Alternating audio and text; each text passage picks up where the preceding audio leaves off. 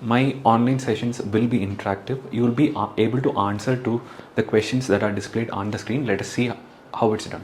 For this, you need a stable internet connection and 2 devices, preferably devices with a larger resolution, a desktop and a tab. Go to www.polev.com in the device 2. In device 1, in which you are seeing the lecture, you'll be able to get the username and you can type in the username right here. Alternatively, you can scan the QR code, give yourself a screen name and click update. Now you'll be able to answer the questions by clicking any one of the option. I'll be able to get the answer for the question in real time. Instead of the web page, you can also access through the app. Download Poll Everywhere app from the App Store or Play Store. This makes the job a little bit more easier.